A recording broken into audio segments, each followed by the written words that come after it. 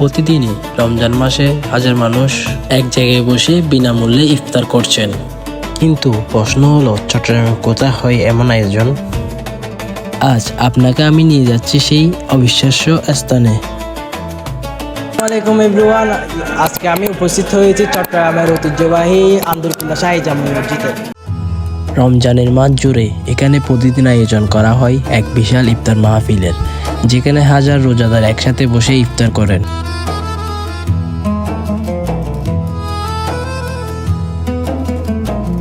দুই 2004 সাল থেকে শুরু হওয়া এই বৃহৎ আয়োজন বছরের পর বছর ধরে এই আয়োজন আজ চট্টগ্রামের রমজানের এক জীবন্ত ঐতিহ্যের রূপ নিয়েছে।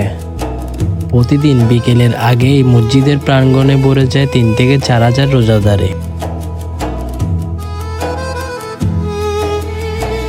প্রতিটি সারিতে সাজানো হয় ইফতারের প্লেট, স্বেচ্ছাসেবকরা ব্যস্ত থাকেন সবার মাঝে খাবার পৌঁছে দিতে। এই বিশাল আয়োজনের পেছনে রয়েছে অসংখ্য দানশীল মানুষ আর নিরলস পরিশ্রম। খেজুর, ছোলা, পানি আরও নানা ধরনের খাবারের আয়োজন সাধারণ আয়োজন হলেও এর ভিতর লুকিয়ে আছে বৃহৎ আর মানবতার এক অসাধারণ বার্তা। ধনী গরিব ছোট বড় সবাই এক কাতারে বসে আজানের অপেক্ষায় থাকে। এখানে নেই কোনো ভেদাভেদ, নেই কোনো আলাদা পরিচয়, শুধু একজন রোজাদার।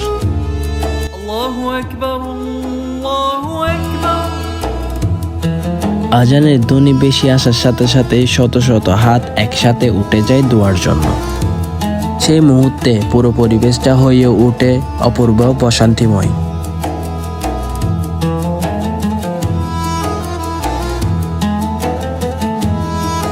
এই দৃশ্য আমাদের মনে করিয়ে দেয়, রমজান শুধু রোজা রাখার মাস নয়, এটা সহমর্মিতা শেখার মাস।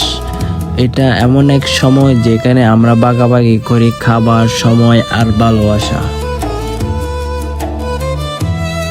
এই আয়োজন প্রমাণ করে একতা আর মানবতা শক্তি কতটা গভীর হতে পারে। চট্টগ্রামের বুকে এমন আয়োজন সত্যি গর্বের বিষয়। প্রতিদিনই হাজারো মানুষ এখানে আসেন, কেউ ছাত্র, কেউ দিনমজুর, কেউ পথচারী, আবার কেউ দূর দূরান্ত থেকে আসা মুসাফির। কিন্তু ইফতারের সময় সব পরিচয় মিলে যায় এক জায়গায়, সবাই একজন রোজাদার, একই কাতারে বসা। রমজানের প্রতিটি সন্ধ্যা এখানেই তৈরি হয় এক অনন্য দৃশ্য। আমাদের সমাজে এমন আয়োজন আসার জায়গা অনুপ্রেরণা দেয়।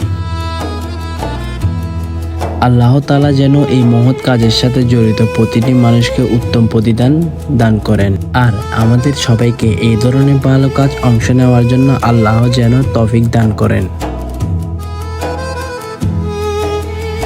যদি এমন আরও অনুপ্রেরণামূলক গল্প দেখতে চান তাহলে চ্যানেলটি সাবস্ক্রাইব করতে ভুলবেন না। ধন্যবাদ। রমজান মোবারক।